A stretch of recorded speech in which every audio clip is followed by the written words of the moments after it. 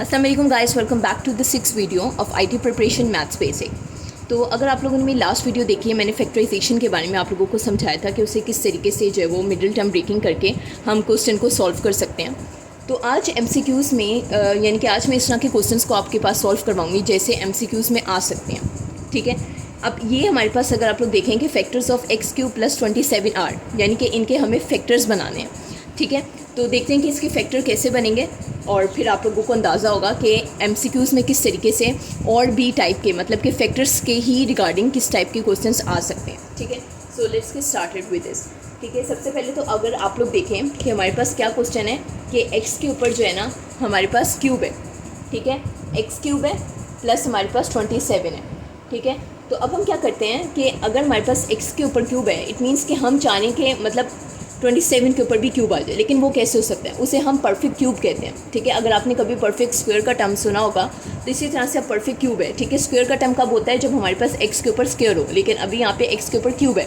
अब ये क्या चीज़ है, अगर आपको नहीं भी पता तो मैं आप लोगों के यहाँ साइड पे बताती हूँ कि इसको एक्चुअली में परफेक्ट क्यूब किससे कहा जाता है। ठीक है, देखें अगर मैं 27 को ब्रेक कर दूँ, यानी कि 27 एक्चुअली में बना कैसे है, तो वो कैसे बना है 3 × 3, यानी कि जब मैंने 3 को 3 बार मल्टीप्लाई किया तो हमारे पास 27 बन जाएगा।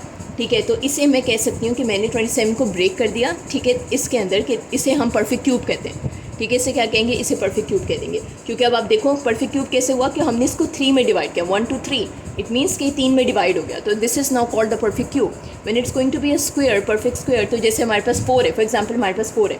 ठीक है, तो 2 × 2 हमारे पास 4 होता है। ठीक है, इसको हम परफेक्ट स्क्वायर बोल सकते हैं। ठीक है, क्योंकि अब ये 2 में ब्रेक हुआ है।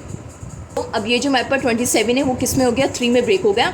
ठीक है, यानी कि 3 में अगर हम 3 को 3 बार लिखें तो हमारे पास 27 बन जाएगा। So let's write over here कि हमारे पास परफेक्ट क्यूब जो है वो हमने बना दिया है। ठीक है, सो x³ प्लस हमारे पास हम यहाँ ब्रैकेट में 3 लिखेंगे और फिर ऊपर हम छोटा सा जो है वो 3 लिख देंगे। क्यों, क्योंकि हमारे पास ये पावर है 3 की। ठीक है, और क्योंकि ये पावर ये बता रही है कि जब हम 3 को 3 बार मल्टीप्लाई करेंगे तो हमारे पास अगेन 27 बन जाएगा। तो हमने इसको उसकी सिंपलेस्ट फॉर्म में लिख दिया है। अब हम क्या करते हैं कि हम इस ब्रैकेट को हटा देते हैं। ठीक है, x³ + 3 ठीक है, ये हो गया। अब हमारे पास यहाँ पर क्या होगा, हमें यहाँ पर फार्मूला लगाना है। ठीक है, फार्मूला क्या है, देखें आप लोगों को कुछ जो है वो इंपॉर्टेंट फार्मूलाज याद करने पड़ेंगे, वो मैं एक लिस्ट बनाऊंगी फार्मूले की। ठीक है, अब इनमें से एक ये है जो कि इंपॉर्टेंट है। ठीक है, ये कुछ ऐसे फार्मूलाज हैं जो आपने लाजमी याद रखने। ठीक है, ताकि अगर आपके पास इस तरह के क्वेश्चन सॉल्व करने के लिए आएँ तो आप लोगों को ऑन द स्पॉट उसका जो है वो फार्मूला आपको आता हो और आप जल्दी से उसे सॉल्व कर लें। ठीक है, तो अभी हमारे पास जो फार्मूला है वो है हमारे पास a³ प्लस हमारे पास है b³ इक्वल्स क्या होता है। ठीक है, ये हमारे पास ये फार्मूला है a³ + b³, ये एक फार्मूला है। ठीक है, इसे हम करते हैं कि a + b, ठीक है, bracket a + b bracket close, फिर ब्रैकेट a का स्क्वायर माइनस ab और फिर हमारे पास प्लस स्क्वायर। ठीक है, तो ये हमारे पास एक फार्मूला है। ठीक है, किसका फार्मूला है, ये क्यूब का फार्मूला है। a³ + b³ equals to bracket a + b bracket close bracket open a का स्क्वायर माइनस ab + b का स्क्वायर और ब्रैकेट क्लोज। ठीक है, यहाँ तक हमारे पास ये फार्मूला है। तो अगर आप लोग देखें अभी जो हमारे पास ऊपर एक बना है, ठीक है, एक फॉर्म बनी है x³ + 3, तो इसके ऊपर ये वाला फार्मूला अप्लाई हो रहा है। ठीक है, ये फार्मूला इस पर अप्लाई हो रहा है क्योंकि ये a हो जाएगा और +3 हमारे पास, यानी कि 3 क्या हो जाएगा, b हो जाएगा और x a है। So let's just put this formula into this. ठीक है, हम इसमें अब ये फार्मूला पुट करेंगे। सबसे पहले तो आप लिख लें कि भाई ये फार्मूला है हमारे पास x³ प्लस हमारे पास आ गया 3 तो अब हम इस फार्मूले को डालते हैं। सबसे पहले ब्रैकेट लगाएं, a हमारे पास क्या है, x है। ठीक है, b क्या है हमारे पास 3 है।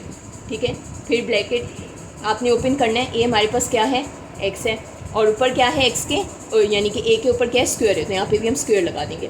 फिर हमारे पास माइनस a क्या है हमारे पास x, ठीक है, b क्या है हमारे पास 3, तो ये हमारे पास x3 यानी कि 3x एक ही बात हुई।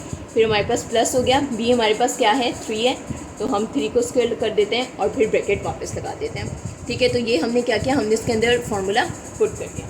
अब हम क्या करेंगे कि इस फार्मूले को जो हमने ये लगाया है, मतलब ये एक बन गया सेट, इसे हम मज़ीद जो है वो सिंपलेस्ट फॉर्म में सॉल्व करेंगे। क्या होगा इसमें, x + 3 को हम एज इट इज़ लिखते हैं।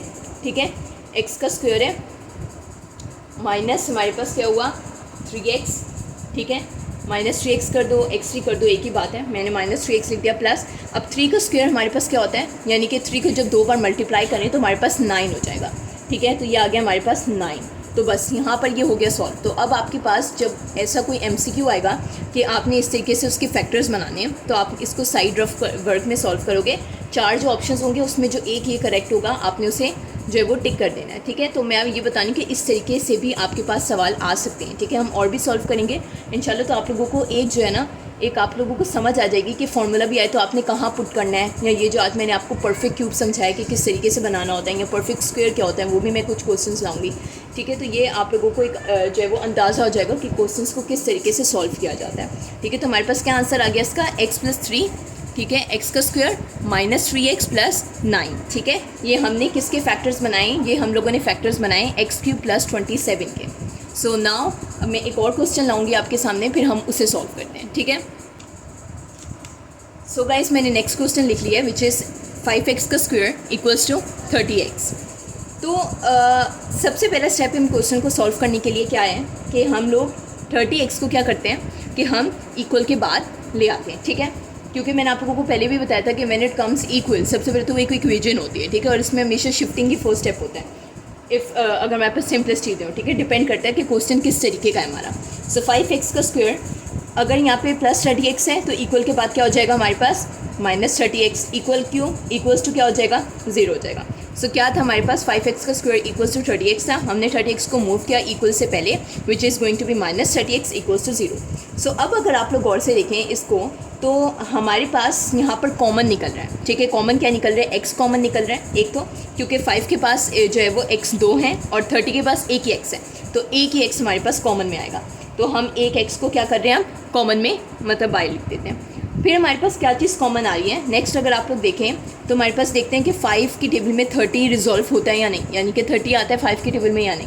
सो हमारे पास 5 6 30 होता है, ठीक है। तो इट मीन्स कि 5 भी हमारे पास कॉमन निकल रहा है। सो 5 को भी हम बाहर लिख देते हैं, ठीक है, ब्रैकेट लगाते हैं। अब हमारे पास क्या होगा कि अगर हमारे पास 5x बाहर आ चुका है तो इधर क्या बचा, एक x बच गया, ठीक है, 2x थे, माइनस हमारे पास 5 6 30 होता है। सो बस हमारे पास यहाँ पे हो गया ब्रैकेट क्लोज इक्वल्स टू आपने 0 अगेन लगा देना है। अब हम क्या करेंगे कि हम लोगों ने जैसे फैक्टराइजेशन में हम लोगों ने बताया था, मैंने आप लोगों को क्वाड्रेटिक इक्वेशन के अंदर कि अगर हमारे पास इक्वल्स टू 0 आ जाए तो फिर आप लोगों ने दोनों को सॉल्व होने के बाद अलग अलग जो है वो 0 के साथ लिखना होता है।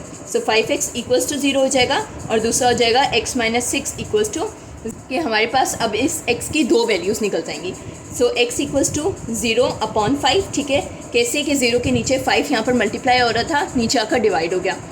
सो x = 0 से कोई भी चीज़ डिवाइड हो तो वो 0 ही होती है। तो एक x की वैल्यू हमारे पास 0 आ गई।